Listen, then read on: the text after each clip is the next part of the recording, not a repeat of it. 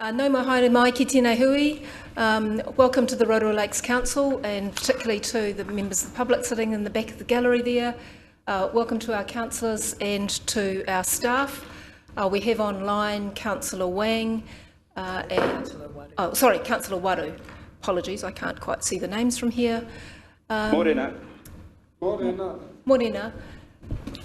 We have an apology from Mayor Tapsell, who will be joining us shortly, but I'll get the meeting underway and then we will take formal apologies. I think that might be the Mayor there. Morena, Mayor Tapsell, we're just about to start the meeting. So, Councillor Barker. Thank you, Madam Chair. Let us pray. Tutawa mai runga, tutawa mai raro, tutawa mai roto, tutawa mai waho, kia tau ai te Māori tū, te Māori ora, ki te katoa, haumie, huie, tae, kie. Well, morena everyone, and very Merry Christmas! This is the last council meeting of the year, so lovely to be here. And as I said, welcome to the public. This meeting is being live streamed, so very Merry Christmas to those watching online as well. Just a reminder, councillors, to have your mobile phones turned off. I think we should probably be finished reasonably early this morning. We do have a couple of people online, so we've got who worship Mayor Tapsell and Councillor Waru. I do have some apologies from Councillor Wang for lateness, and an apology from Councillor Kiriopa for lateness, and an apology from Councillor O'Brien. So could I ask for a mover and a seconder for those apologies? Thank you, Councillor Patterson. Seconded by Councillor Maxwell. All those in favour, please say aye. Aye. Against? Thank you, that is carried. Declarations of interest? Any declarations of interest? No, thank you. Urgent items not on the agenda. Councillor Patterson. Thank you, Madam Chair. I just have a wee question of concern. At the end of November, we were told we'd be presented with the lease for the Springfield Golf Course. Then we were told, no, it's with the lawyers, you'll get it soon. We're now at the last council meeting of the year and haven't seen anything. Just wondering how it's progressing, please. Perhaps I'll ask Thomas just to quickly answer that question. Thank you, Madam Chair. I don't believe we said that it would be shared before Christmas. Where we are at is that we engaged the same solicitors that did the work for the Tauranga City Council. The lease has been drafted and has now been shared with the president of the Springfield Golf Club. And I think, as we mentioned, that we will have discussions with them around getting agreement on that lease, and when that agreement has been completed, the lease will come to council for approval. And that I thought we were consistent with, I think, that process. Thank you. Thank you. Councillors, now we'll just move to confirmation of the minutes on page 6 of the agenda. Councillor Lee. Thank you, Madam Chair. Just an urgent item, if I may. It is, as you said, the last council meeting of the year, and I would just like to take the time to acknowledge all the hard work that the staff have done over the last year. And about this time a year ago, we were little more than strangers, and it's been, I guess, with the new council coming in, it must have been a wee bit disorienting, and I'm just want to say I'm impressed with how the council staff have shown agility and dedication, and that they love the city as much as we all do. And so hats off to them, and I'd invite them to some of those gathered around us, if they might like to join us afterwards in the green room. That would be lovely. And also to my colleagues, it's been a pleasure working with you for this year, and been a bit of rough and tumble, but it's been enjoyable as well. Appreciate you all. Thank you. Thank you, Councillor Lee. That's for your lovely comments. Confirmation of the minutes, please. Could I have a mover and a seconder that the minutes of the council meeting held on the 22nd of November be confirmed as a true and correct record? Madam Chair, just a typo perhaps. There was on the the resolution to adopt the FDS, Councillor Lee raised it should be a procedural motion, not a produced motion. That's all.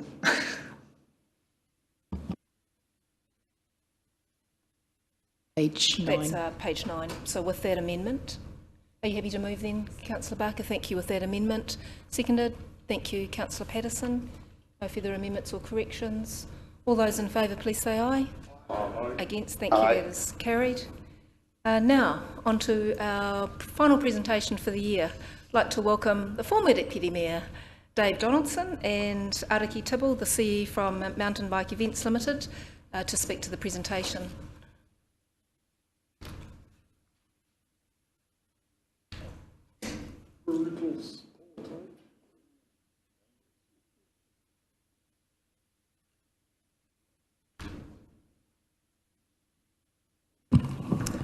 Tēnā koutou, Your Worship and Madam Chair and Councillors, and Your Worship watching online, tēnā koe. Thank you for the opportunity to be here today. Without any further ado, because we've got 15 minutes only, I'll pass to Ariki Tibble, who holds the title of Chief Executive of Crankworks New Zealand, to present. Thank you. Kia ora, Dave. Morena koutou katoa. I'm trying to put my seat down because I feel like I'm sitting right above Dave here, lording over everyone, but... oh, there we go. You've just gone down in the world.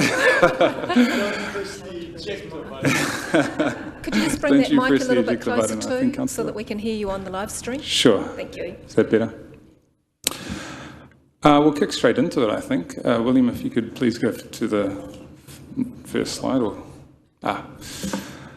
Look, I appreciate that there will be some councillors around the table who may not be familiar with the origin story of Crankworks Rotorua, so I thought I'll start very briefly with that and talk a little bit about some of our objectives that we originally had, and then move forward with a bit of an update on how things are tracking towards 2024. The slide in front of you at the moment has two images. On the left is an image of the 2006 UCI World Championships held in Rotorua, and the image on the right is from Crankworks Whistler. And back in 2014, a collective was formed, Mountain Bike Events Limited, a not-for-profit organisation with the purpose of attracting one of these events to Rotorua as part of, I think, an effort to add another pillar of proposition for our tourism offerings. So we knew that we had this sleeping giant of mountain biking, and this was one of the ways in which we were going to bring that to the fore. These are some of our objectives from back in 2014. Our purpose was for the event that we attracted to drive economic impact for the region. We wanted to market the destination as an international mountain biking mecca. We wanted to create something that would engage the community under a united purpose and provide meaningful experiences and also build local capability. And we wanted to run something that Rotorua locals could be proud of and that visitors would fall in love with as well, so that essentially everyone would see what we see, which is that Rotorua is an amazing place to live, work and play. So those were our reasons for being in 2014. I think they are as poignant in 2023 as they were in 2014. And so here's a bit of an update on how we've been tracking. This is a slide that I pulled up in September 2022. There were a bunch of negotiations and manoeuvres that we had to make in order for Crankworks to exist beyond 2020. And one of those involved resetting the calendar and delivering 2 Crankworks events across November and March within a 4-month period. These are the challenges that we pulled up in September as things that we were concerned about: global supply chain issues, uncertainty, inflation, the Great Resignation, emergency housing. I think some of the text has got a bit mumbled there, but emergency housing, mental health issues, labour shortages, recession, COVID restrictions, and the crunch of other events dropping on top of all other events as well. So, yeah, apologies there. I'm not sure what's happened with the text, but it seems to have jumped from what we sent through. All those things transpired. I think everybody knows that, and it's been a tough time for so many organisations across New Zealand and internationally as well. However, we've had a few successes along the way. So between 2022 and 2023, we signed a new deal with Red Bull Media House for ongoing distribution of our broadcasts. And between the November event and March, we doubled the number of people that were tuning in to view those broadcasts live. So where you can see yellow boxes around the first, third, fourth, and fifth events there on the bottom half of the slide, those are areas where we broke our own records for the largest international viewership of a Crankworks Rotorua broadcast. So a lot of confidence internationally in the event. Again, it seems like all the formatting sort of dropped out here a bit, but I'll interpret this for you. 2015, we attracted about $250,000 worth of commercial investment. By 2020, that had grown to $950,000 in commercial investment behind the event annually. Between 22 and 23, with all of those pressures that I mentioned before, we lost about 12 sponsors, and they took with them $335,000 of expected revenue. And yet, for 2023, we still achieved the largest commercial revenue pot that we've ever achieved in the history of the event, with $1.1 million still coming into our accounts. So, you know, in sum, this slide is really about the fact that there is significant commercial confidence in the event, and we're continuing to grow. Economic impact was a really big objective for us, and the event has consistently delivered independently assessed economic impact of over $3 million every single year.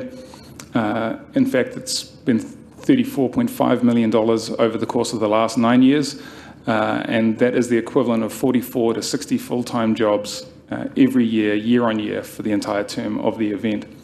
Mountain bike visitors stay for longer. They spend more while they're here as well, with athletes staying on average 5.4 nights in Rotorua and spectators staying on average 3.3. And that's been consistent year on year. And I guess the point I'd make here is that this economics research that we do is independently conducted by APR consultants. We're under pretty stringent expectations and rules through our partnership with New Zealand government. And so we don't have the luxury of being able to just take numbers and throw them out there. These are numbers that we can rely on. In terms of our spend on local suppliers, this is another area where we think the event delivers year on year. So this isn't like economic impact, which is about the spend of our visitors. This is actually the amount that Mountain Bike Events Limited spends on our suppliers each year. So in 2022, November, we spent $1.6 million on local suppliers. In 2023, that was slightly lower due to some efficiencies we found from running 2 events in 6 months. But each year, we're spending between $1.2 and $1.6 million on local businesses. Perception change, another really big one for us. On the left, on your left, you can see that locals, 91% of locals agree or strongly agree that Crankworks increases their pride in Rotorua. That has been consistent as well every year for the last 9 years.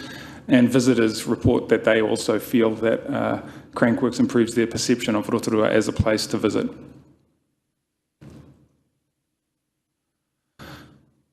So when we take those kind of key reasons for being and then we measure them up against our metrics, we can see that the event continues to deliver year on year on year. And it's always a bit of a challenge to come up with new and fresh ways to grow the event in the future, but we've got some exciting things in the pipeline for 2024. Even though we're spending a bit of time focusing on the last 9 years, we're also very future focused. And our future is our young people. And so we're expanding our young people programs in 2024. So lots of opportunities on the bike and off the bike. Off the bike, we have the Educate program, which is targeting all schooling levels. It's an opportunity for young people to come along to the event and to learn alongside Crankworks and all of the amazing things that the event achieves. The North Island Schools Champs will be new in 2024. So there'll be 500 plus students representing their schools competing in Crankworks. And then our standard Kids Works program will return, and we are expanding our youth categories, which is for emerging pathways for talent. Just to take a slightly deeper dive on the Educate program, our resources this year will be in Te Reo Māori. We have partnering with Rotorua Trust to reduce barriers to make it more accessible for schools to be able to get involved. We're adding achievement standards for level 2 and level 3 PE to join our level 3 geography standards, and then there's targeted promotions at a lot of the schools in the region. So a lot more effort going into our Educate program in 2024, and we expect a lot more young people to attend that. In March this year, we did something that we weren't sure was even possible, and that's deliver a live broadcast from the Whakarewarewa and Titokorangi forests. We're going to do that again in 2024. It creates an epic event that the public and locals are able to get along to for no fees, no entry fee, and we put free buses on from Waipa, so spectators are able to get to Waipa and then find their way out into the downhill hub. So that expands our locals days. When we add in the schools champs as well, it's going to give more reasons for the community to get out and enjoy the event, and then our locals days at Skyline as well. And of course our volunteer program, where everybody who volunteers gets tickets to the full festival at Skyline as well. So plenty of ways in which our community can get involved in 2024. We're not strangers to breaking new ground, and in 2024 we will deliver the first diamond level women's slopestyle event with equal prize money for women. This will be a world first, and we've been lucky enough to be at the forefront of a bunch of movements over the years, and this will be a really big one for 2024 with the eyes of the world on us. And then a lot of the content that we're going to be creating over 2024 will be played on the big screens at the other Crankworx World Tour stops in 2024 as well. So content, showcasing Rotorua as an amazing place to ride, to visit, will be played on the screens at Cairns, Innsbruck and Crankworx Whistler in 2024. So, yeah, being the first round means we get a lot of fresh content we can create, and then the rest of the World Tour has to follow suit. This is a bit of an overview of the schedule. I don't want to go into it in too much depth, but a lot of the points that I've spoken about appear on this, and I think that the key messages from this slide are that the vast majority of the event is free for locals to attend.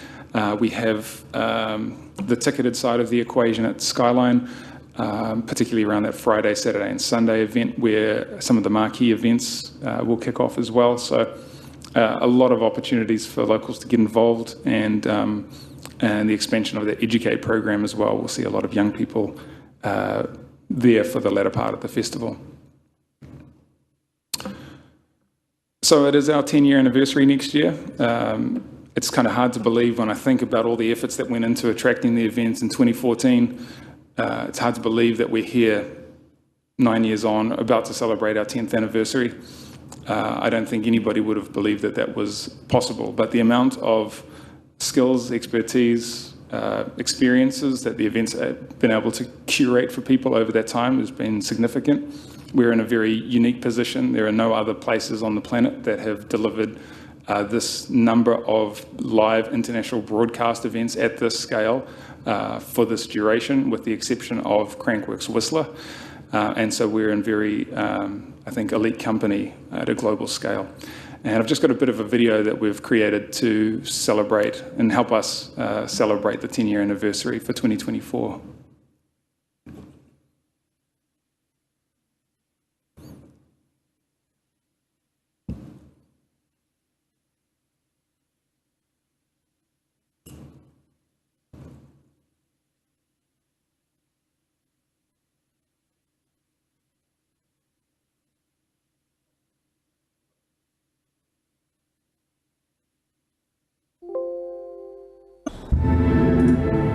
Something very special, brand new, the Crankworx. From a cold call in 2014, Rotorua's vision was ignited. Well, I tell you what, we're about to show the world how we do it down under, man.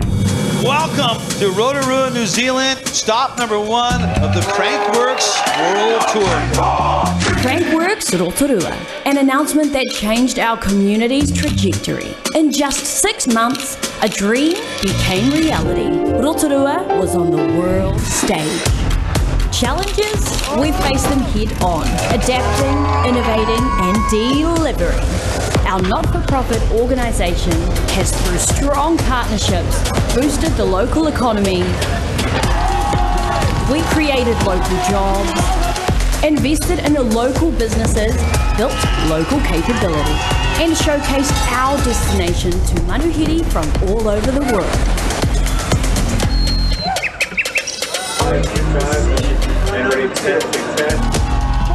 What we've created is more than an event. It's a community. As we approach our 10-year anniversary, we look back on all that has been achieved. Ricky Penny grabs the goal! And forward to what is to come. We are Crankworks Rotorua. This is our legacy.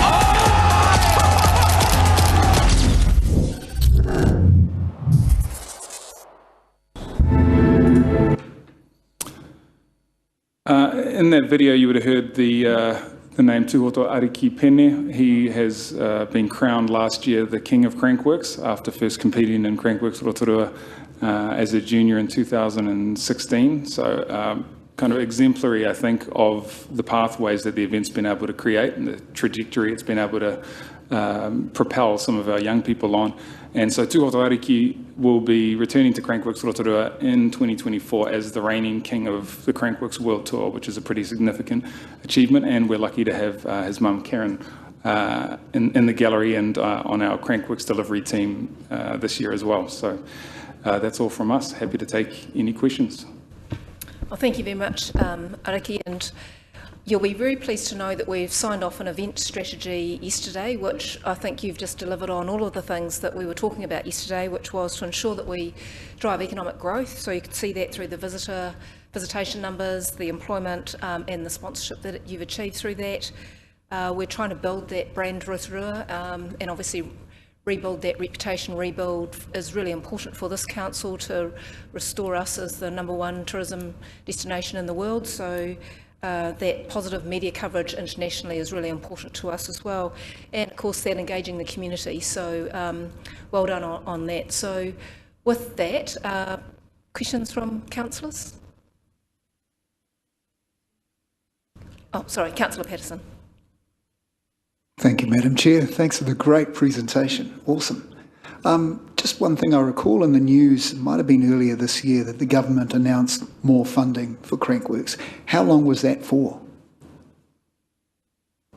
Thank you, Councillor Patterson. The announcement was for increased investment in Crankworks for the period 2022 through to 2027. So that level of investment is contingent upon council support, and council support is also contingent upon that government investment. So it kind of creates a dynamic there that means that we're in collective partnership. And so we are coming into year 2 of that term. Thank you. Councillor Brown. I don't really have a question. I just congratulate you guys on a wonderful job for a very long time. You know, it's awesome, and we want to see it carry on. Congratulations, fellas. Thank you, Councillor Brown, and it's great to have that endorsement from, as we also grateful to receive that at the Chamber Business Awards recently, to have that endorsement from a major shareholder in the collaboration that is Mountain Bike Events Limited delivering this event. We all share the passion for Rotorua, and we hope that this event delivers on all of our vision and your council priorities as well. Thank you, Dave. Councillor Maxwell. Thank you, Madam Chair. Tēnā kōrua, Rāori rawa ko te ariki. Before my question, this is an iconic event, and isn't it great that we all going to celebrate 10 years next year. Just fantastic. The question I got, actually there was two. Where did the young nephew of mine get his gold from? Was it in New Zealand or was it one of those other venues? So his gold medal for the Crankworks World Tour was presented at the Crankworks Whistler World Tour finale last year, but he's been winning gold medals across every one of the World Tour stops for the last few years. So he's taking scalps everywhere he goes. Good boy. Very exciting. If I could chip in there, watching Tūhoto Araki's progression through the World Tour, because the unsated Bas van Steenbergen, who's held that King of Crankworks title for a couple of years. And it wasn't until the final round of Whistler that he accumulated sufficient points to knock Bass off the pedestal. So very exciting for us here in Rotorua. I wonder what te ara, what tribe he belongs to. The question I got is we pride ourselves, we believe we're the mountain biking capital of New Zealand. Who's our biggest threats, and will they try and capitalise on the 10 years we had? Sometimes you see some of these major events snaffled up by a big city or a big money. Who's our biggest threat? Maybe ourselves. I think that when I look across the country and I think about the different proposition that every place has, every mountain biking destination within New Zealand has its own offering. And what we have here is unique and special, and I think it comes down to the uniqueness of our geothermal dirt, the fact that locals can ride year-round. We have an amazing network of trails and an amazing community of organisations that contribute to maintain the forest the way that it is and those trails. To be honest, I haven't seen anywhere that I would think is a competitor to Rotorua on any of those fronts. But there are lots of special destinations in New Zealand and around the world as well. So I think for us, it's a case of just leaning into the things that we do well and making sure that we come together and enjoy the experiences. And what really sets us apart is our people. So I think that's the secret sauce. If I could add to that answer, Councillor Maxwell, I think our partnership with Mana Whenua Iwi is particularly important. We acknowledge their generosity in the continued public access to Whakarewa forest, but also I think the cultural flavour of Rotorua makes it a unique stop, both internationally and nationally, as a mountain biking destination. Our point of difference. Thank you. Thank you, Councillor Maxwell. Councillor Lee. Thank you, Madam Chair, and congratulations, gentlemen, on an awesome, well, it's not just an event, is it? You've been doing it for so long. It's, I had the pleasure of Dave showing us around last year, and I was blown away. It's hats off to you guys. Great for Rotorua, as is mountain biking, what's happened in that industry. First question is, you mentioned in your slideshow that this has created 40 to 60 jobs. Where do those jobs come from, and what do they entail? That's a great question. Thanks, Councillor Lee. That is an assessment done by APR consultants. So they take the economic impact and then they apply measures to it to calculate the full-time equivalent of jobs. There are some pretty obvious areas where jobs are undoubtedly created, and it starts, I think, with the core team. So we have some of the team in the room here today, including some local suppliers as well. So we have a range of people that have been employed by this event that we can see, and then a bunch that are based upon the economic impact as well that is spent in the region. So it is an exercise that APR do, and they've provided that number. So they're probably the ones to be asking about the specifics of how they come to it. Okay. Is that per year, or is that over the 10-year period? That's per year. Per year. Wow, yep. That's quite something, isn't it? And my final question, which one is Mum? There we go. Hi, Mum. Well done. Must be great to have your son like that, performing like that. Just fantastic. Congratulations. Thank you, Councillor. Just one question. We've got the World, was it BMX Championship? So what's the leverage between I know they're different disciplines, but we've got two unique opportunities to broadcast Rotorua on the world stage within a couple of weeks of each other. Yeah, I think there's a whole bunch of leverage opportunities that have come from the event being hosted here, and I've no doubt that having Crankworks here for as long as we've had it has built the capability and proposition for others like the BMX Collective to attract the World Cup next year. So it's another kind of legacy benefit in a sense, but also an incredible opportunity because BMX is a feeder sport for mountain biking in general. So by having a whole bunch of BMX riders here who are the best on the planet, it'll attract a wealth of riders who Crankworks alone wouldn't attract. And so together I think we are stronger as a result of each other's existence in 2024 for sure. Thank you. And I have one final question. You haven't trademarked that formatting error when you went allergy housing, because I think that would be really good if we had allergy housing and no one wanted to go into emergency housing because they were allergic to it. But anyway, thank you very much, Ariki and Dave, and the rest of the team, also for coming along to support. Well done on a great result. 10 years is a great achievement, and we're looking forward to seeing what you deliver in 2024. Thank you, Deputy Mayor Sandra, and Merry Christmas to everyone on the council. Thank you very much. We look forward to seeing you in March over on the slopes. Kia ora. Ngā mihi, ngā mihi.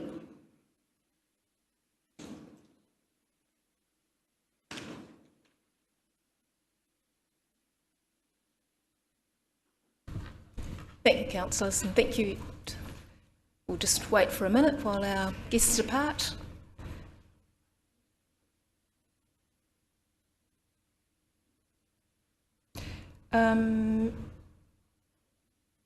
Councillors, we're just moving now to page 15 if you want to get there on your agenda.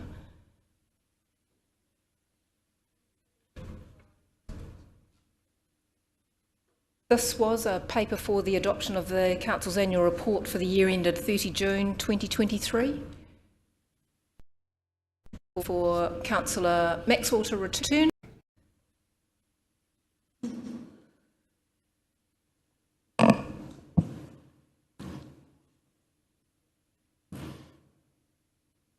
I'm just going to ask Thomas to give you an update on this, where we're at with the auditors, and once we've done that, we'll have a further discussion around this. Thank you, Madam Chair. We've ran into a couple of minor issues, and they're down to predominantly capacity challenges at the moment. So the parent financials, which is the main council, is almost completed, but auditors under some serious resource and constraint issues and is struggling to complete the work before Christmas, and so we're asking them around when they expect to complete the work in the new year. So there is nothing of significance. It is almost complete, and we're just closing out a number of queries just around some asset valuations, in particular around some of our public art. And on the group side, we did run into a challenge around the timing of the completion of the audits for Infracore and Rotorua NZ, and that has just slowed us down with regards to putting our group accounts together for audit to undertake. So the combination of those two has meant that we aren't able to adopt, but we hope to have those items cleared pretty quickly, and we just need to get an understanding from Audit New Zealand as to their resource availability going forward and when they anticipate completing that work, and then we should have that annual report to you for adoption. I'll just reiterate, it is predominantly down to a capacity challenge that the sector has with Audit New Zealand's stretched resources across the board, and again just a couple of the challenges again with our CCOs getting their audits completed and just closing out some queries around some asset valuations. Happy to answer any questions that you may have, but that's the status of it. Thank you, Thomas. So I think based on that, then this paper should just lie on the table till the auditor is ready to give us the appropriate letter. But if there are any other questions, councillors, that you want to put to Thomas regarding the proposed, Councillor Patterson. Thank you, Madam Chair. Thank you, Thomas. Just with regards to how Audit New Zealand view this, I think I gathered from what you're saying that they are also under pressure for resources to manage their workload. So there's not going to be any backlash on us, is there? They're pretty understanding. I think ideally they would have liked to have completed the audit in the window as well, because their challenges, they've got to move on to the next clients. And so the challenge is now finding that slot and that period of completing that work and getting it done. But there is, I think, recognition between both that some challenging times with regards to both organisations and around resourcing and timing and trying to make this work. So we're just seeking confirmation from them, and hopefully we'll get that in the next couple of days of when the work will be anticipated to be completed, and then we'll notify you. We'll provide you with the financials and then notify you in the next opportunity to adopt. So just one more on that same subject. Have you got any idea if there are other councils finding themselves in this sticky situation? We're aware there is quite a number of us that we're adopting late for a whole range of reasons. Look, Audit New Zealand, like us, has experienced resourcing challenges. They have found it very hard to get their resources, and also playing catch up with regards to the post-COVID environment and the extra demands that have been placed on them. But they're not, they have their challenges. On our end as well, we've been rebuilding our finance team as well.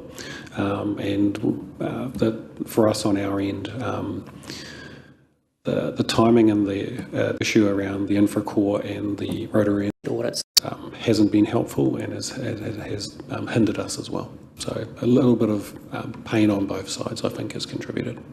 Thank you. Thank you, Thomas. Any other questions? Otherwise, this paper can just lie on the table until we've received that letter, and hopefully early in the new year we can move to adopt that. Thank you, Thomas. Moving on now to... Chair, thanks, Madam Chair. Sorry, what was that, Councillor Waru? No questions here, thank you. Oh, sorry. Moving on now to page 17, which is the confidential items to be released. Can I have a mover and a seconder to receive the report that those confidential items to be released be received? Thank you, Councillor Brown. Move. Seconded, Councillor Waru. All those in favour, please say aye. Aye. Against? Thank you. That is carried. I think probably can take the report as read unless there's anything you want to add, Una. Are there any questions for Una around the release of those confidential items? Just let you have a minute to scroll through them. There's a couple there. No, thank you. Then those items will be released. There's no decision required in relation to that since they were made at previous council meetings. Moving on now to page 26 of your agenda.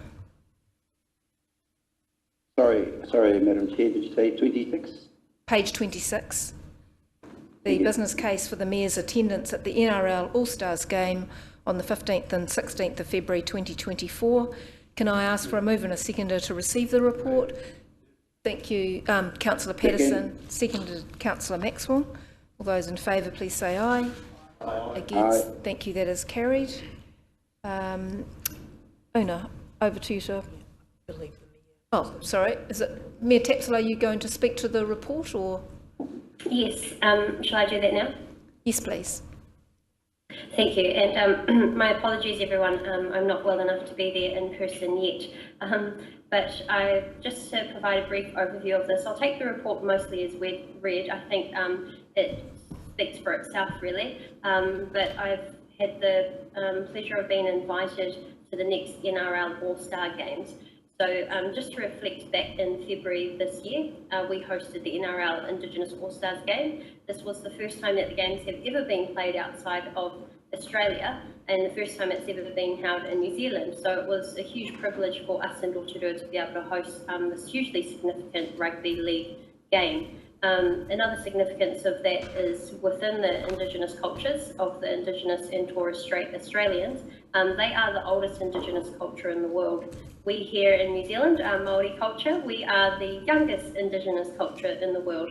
So it was much more than just a game, and much more than and provided much more than just economic benefit. There was a real richness in the cultural exchanges that were held, and also as well as the tournament, which saw touch rugby games being played, and also the women's and men's team played. There was also a week full of cultural exchanges, and was hugely significant for Rotorua to be able to have some of the world's best rugby league stars actually here in Rotorua, meeting with our local students as well, and also available for our community to meet. So overall, it was a really fun and vibrant week. If I just refer to some of the key points in the report, we estimate that the cost for this will be around $3,000.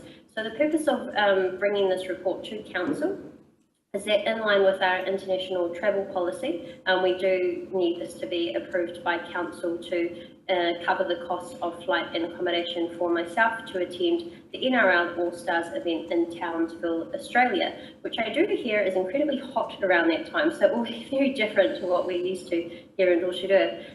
However, I have been invited by, in particular, the NRL Indigenous Council to attend. The benefit of attending is actually, and the business case for it is actually to ensure that we can continue to be a strong bid for the holding of future games. So it does cost, we've estimated at about $3,000 cost for the flights and accommodation over that time. However, we have got evidence that the event attracted $2.9 million in visitor spend. So I do feel comfortable that it would be money well spent to ensure that we can continue to seek the economic, cultural and also social benefits from it. Just finally, in terms of what the game was like for those who weren't there, our venue capacity at the Rotorua International Stadium is 20,036 and we actually sold 17,217 tickets. Of which the vast majority of this, 94% of sales, were from outside the region. So there was a real willingness for people to travel to the event, but we also saw a very unique opportunity for our local and up-and-coming rugby league stars to be able to see their stars, their legends, perform on their local international stadium. So what we're seeking today is approval from councillors for the travel and accommodation costs for me to continue to keep that relationship, of which I do want to, just finally note that in Council's agreement with NRL when we hosted them at the start of this year, it does specifically mention the opportunity to negotiate long-term partnership between our two organisations to ensure that, or to enable Rotorua to host similar games in the future. So yeah, happy to take any questions if there are any. Thank you. Thank you, Your Worship. Apologies. Are there any questions regarding the paper or to Councillor Lee? Thank you, Madam Chair. Yesterday we received a report about that included some analysis of the Rotorua International Stadium, and it sort of indicated that it's not really at an international kind of standard, and would really require a lot of investment if we were to continue to maintain it at a high standard. That being the case, I'm just wondering whether it continues to be a council priority to promote these big games at the stadium. Perhaps I'll ask Thomas if you want to talk to since this is now in your area, Thomas, regarding venues and the event strategy. Thank you, Madam Chair. That is correct, but Sharon also highlighted the fact that with regards to having one-off events, there is the ability to bring in and overlay the amenities and facilities needed to provide those events if required. And so the NRL game is a good example of where we did do that last year. or actually earlier this year, where the event was run, we did have to bring in extra equipment and requirements to comply and deliver the experience. And you'll recall we have reported back to say that that event did break even or make a very small surplus as a result. So yes, you are correct that from a stadium perspective, and the facilities in its current form make a wonderful sports field, but you can bring in an investment for one-off events if required to deliver those events. I think therefore going forward, you'd business case it for the future NRL game, understand the costs, understand the ticketing, understand how it would break even, and you'd make a decision based on that. Okay, thank you. And I think also, Thomas, if you just want, we've got that new event strategy that we signed off, so it would be marked against the criteria for that as well. So international event, brand delivery, cultural aspects. So I think that... Agreed, yep. Councillor Waru? Sorry, Madam Chair, may I please just provide a brief response there too? Just to put some context as well, it's not anticipated that games are likely to come back to New Zealand every second year, or biannually. It's anticipated that perhaps every 3 to 4 years. So I do take Councillor Lee's question on board. That's a very good point to raise. However, I would not expect that NRL would be looking to come to New Zealand next year, but perhaps the year after, which would give us some time to place in a bid and also consider what the cost would be. Thank you, Worship. Councillor Waru? Kia ora, can you hear me? Yes. Oh, kapai. I just want to ask a question around that it's great. I support kaupapa, but also in a culturally more appropriate context. I just wanted to ask whether there was scope enough to include a whakaruhau, a kaumatu or something to go with Tanya. Namely, I think our ambassador has always done it over the years, Uncle Trevor, as a kaitautoko, because I just think that's appropriate to make sure Tanya goes over in the right context. Sorry, is that a question for Her Worship or Thomas, or? For maybe through you, Madam Chair, or for Thomas, I'm not too sure. Because I know what the kaupapa is on the table at the moment, so I'm not too sure. Through you, Madam Chair, I'm happy to respond to that. Thank you very much, Councillor Waru, for raising that. I am very mindful of costs, which is why at this stage I've only suggested there be a minimum of myself. However, you would be pleased to know that I'm not travelling by myself. I will be joining the New Zealand teams as well, of which there's touch rugby. I've been a previous New Zealand Māori touch representative, so I do have a really good relationship with them, as well as our New Zealand teams, of course, which I developed a relationship with over the previous course. So yes, there is very strong cultural exchanges. However, I have the pleasure of being there as a VIP attendee, alongside what is already organised from our New Zealand teams, who will also have cultural performers and cultural leaders and kaumātua to ensure that we are making that exchange properly, and I'm very sure that they will look after me well. Thank you. Thank you. Okay, it's fine then. I'll leave that to have other sort of something to talk about. So, kia ora. Kia ora, Councillor Waru. Councillor Maxwell. Thank you. First of all, before speaking to the motion, thank you, Rawiri, for that. That was a surprise. Just on questions at the moment. Did you have a question? I get mixed up with these questions. I mean, I seconded the motion and I thought no, that we was were just to going receive to the report, Councillor Maxwell. Sorry, that was just to receive the report. We're just on questions at the moment, and then I'll ask for a move and a seconder for the motion. I thought I did second it. Yes, to receive the report. So have you got a question at this stage? I thought I supported both of them. We're on questions, so now's the time to ask any questions for clarification if you have any. No? Okay. Thank you. Councillor Patterson. Thank you, Madam Chair. Yes, a question for Her Worship. With the Rugby League World Cup being withdrawn from France, well, they withdrew, and now my understanding is that New Zealand and Australia and Papua New Guinea are bidding for that, to have it in the Southern Hemisphere in 2026. So will you be showing the flag for Rotorua as a potential World Cup venue if we land that tournament? I will always do my best to ensure we're waving the Rotorua flag and attract any and all opportunities possible. So I will actually seek to find further information on the Rugby League World Cup in general, not just in February, and then see what the bidding process is, and if there is still time to bid, then I'm sure we can bring this to the council to consider. Again, there may be some investment required in the Rotorua International Stadium, depending on what their requirements are for a World Cup. However, happy to look into that. Thank you very much for raising it. Thank you. Thank you, Councillor. No further questions.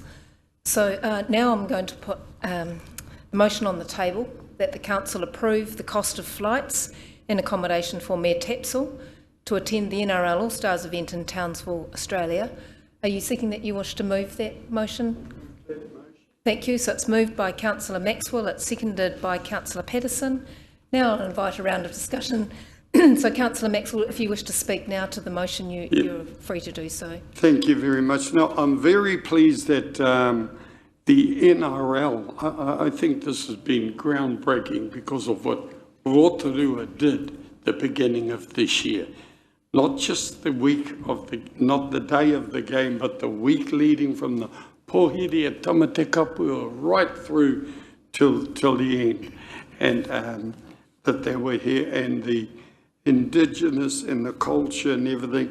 But that started at the launch some 6 months prior, where it was held out at Te Puia, and a cultural welcome was made to a delegation that came with the NRL CEO, and they were just moved even by that time, at that time.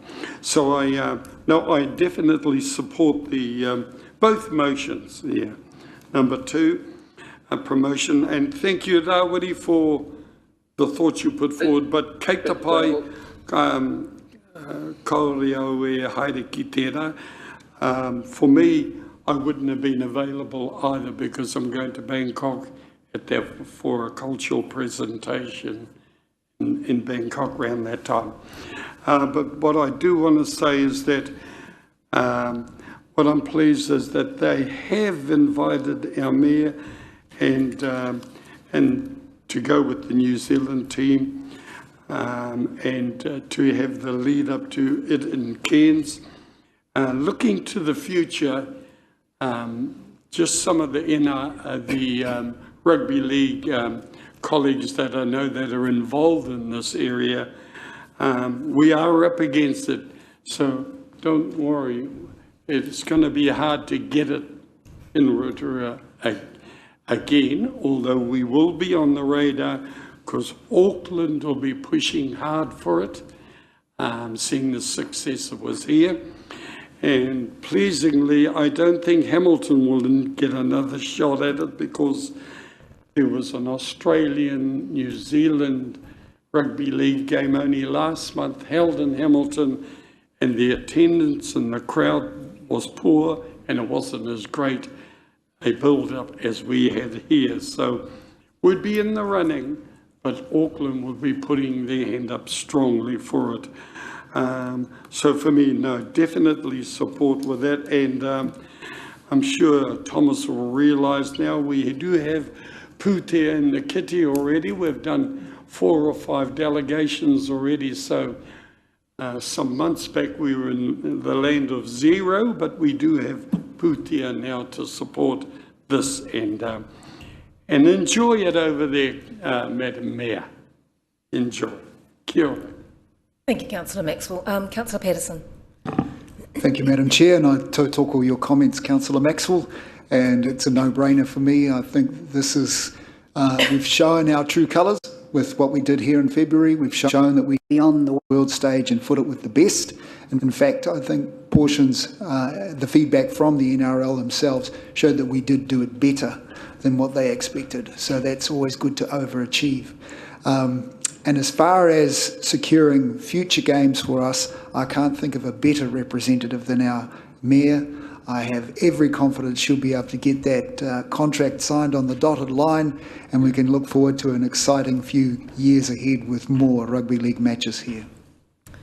Thank you, Councillor Patterson. Morena, Councillor Kiriopa, I can see that you're online now.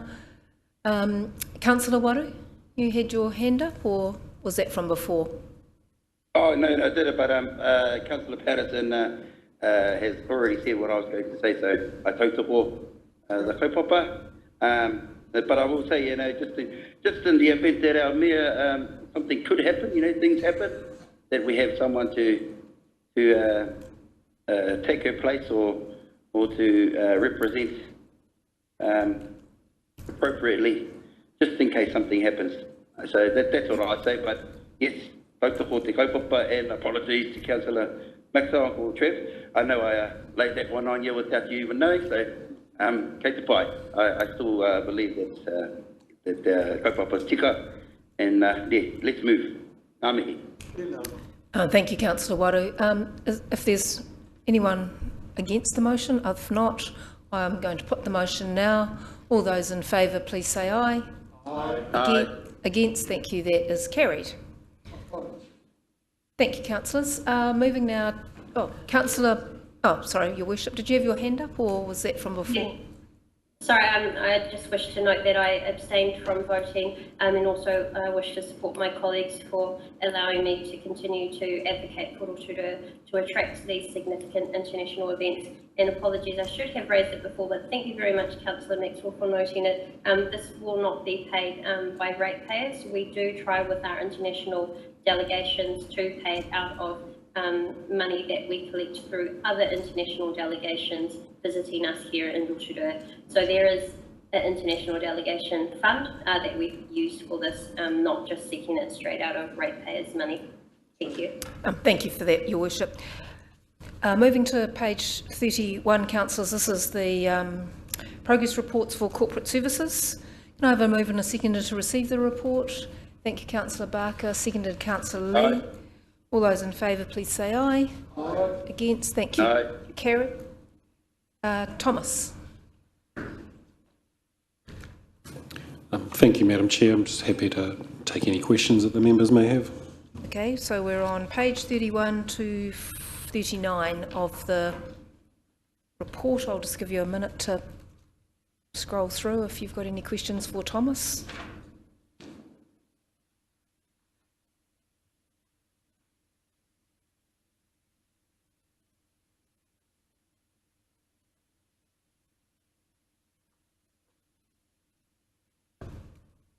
No? Everyone's still scrolling.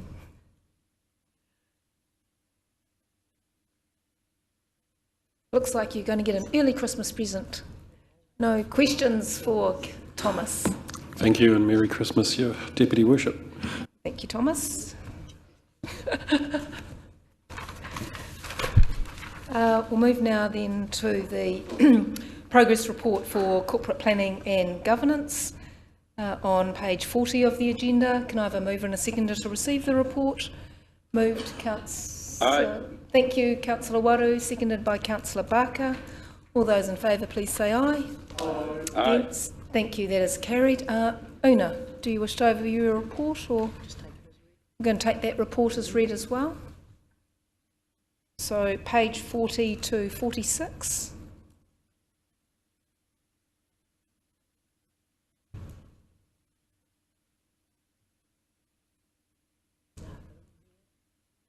Your Worship. Thank you, Madam Chair, through you. Just a very small update. It is noted in there our final LTP workshop will be 13th today. That will actually be this Friday. And just a reminder to public that these are available live streamed or on our website later as well. Thank you for that. Councillor Patterson. Thank you, Madam Chair. Just have one question regarding our YouTube viewing. That's almost doubled from October to November. Significant jump. That's well done. What do we put that down to? Content, maybe? I think there's a number of factors going on there. A hard-working, dedicated team who have really risen to the challenge of looking at different ways to get our stories out there. Some really good talent and some really good topics to base those clips on. Long may it continue. Thank you, Councillor Patterson. If there are no further questions? No? That's a Christmas present for you too, Una. Thank you. We'll move now then to the progress report for Te Aroha Partnerships on page 47.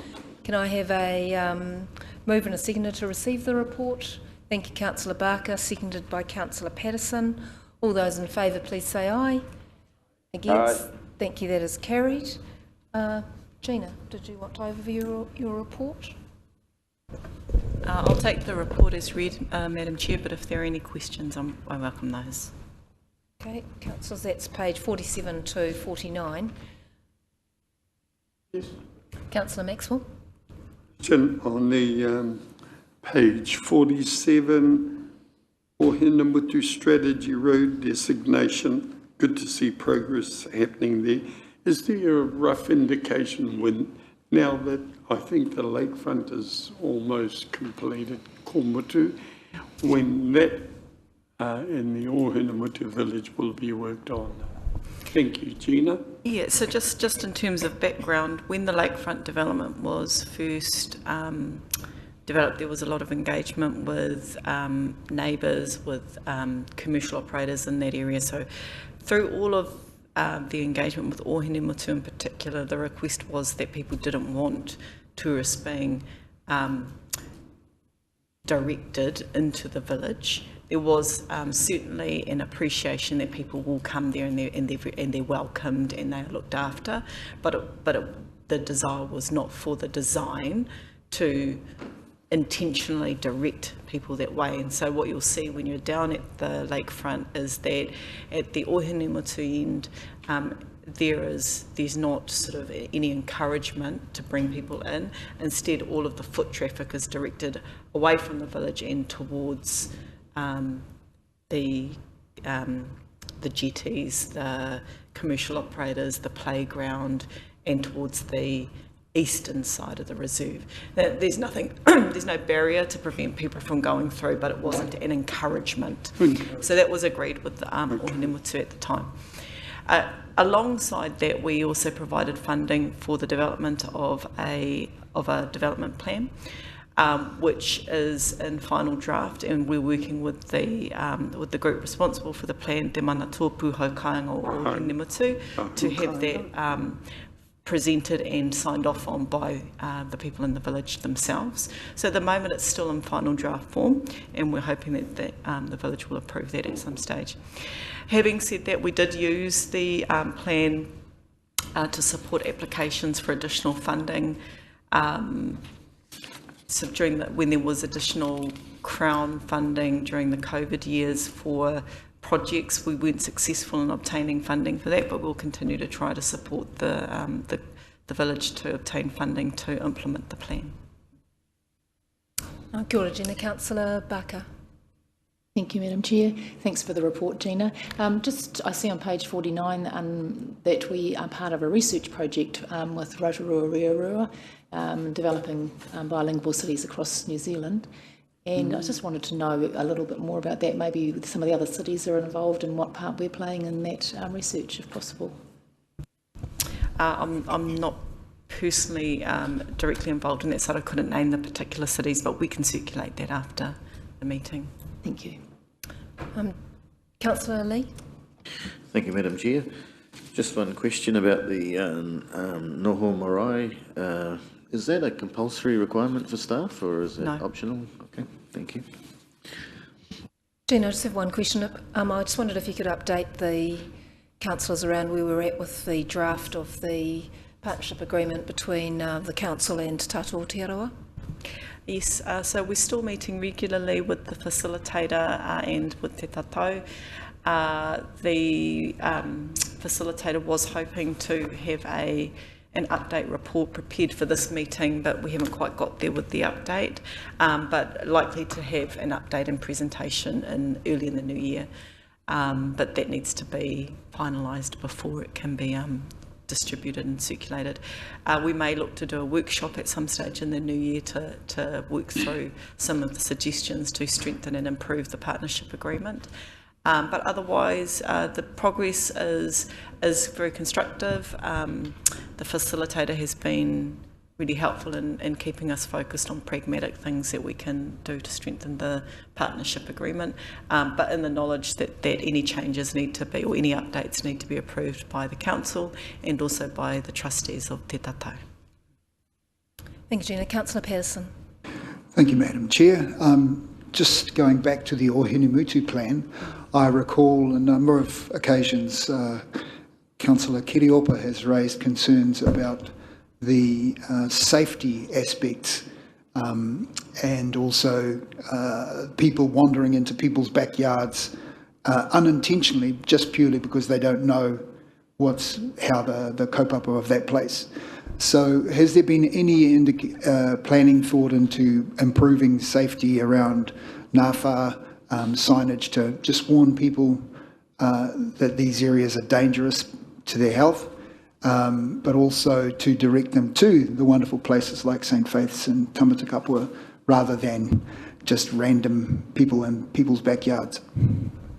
So that's the one of the key questions that Te Mana Tōpū were working through with the village themselves, was around what kind of signage and what do they want that to look like. So rather than council coming in and sort of deciding how the village should be presented, we've provided resources for the village themselves to develop the plan of what that looks like. So once that plan's signed off, we'll have a better sense of what the expectation is in terms of council.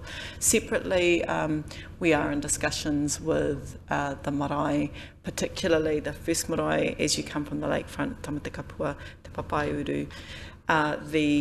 There has for years been periodic instances where the geothermal does come up through the cobblestones, and council has over many years provided assistance in that. We currently have fenced off some areas in consultation with the marae trustees, and we are discussing with them how we can better support them to ensure public safety going forward, recognising that it is an area with a lot of foot traffic and the importance of public safety, but also recognising that it is their whenua, their land, and we need to work together to ensure that the public are looked after. I don't know if Stavros wants to add anything to that, or whether I've covered that off appropriately.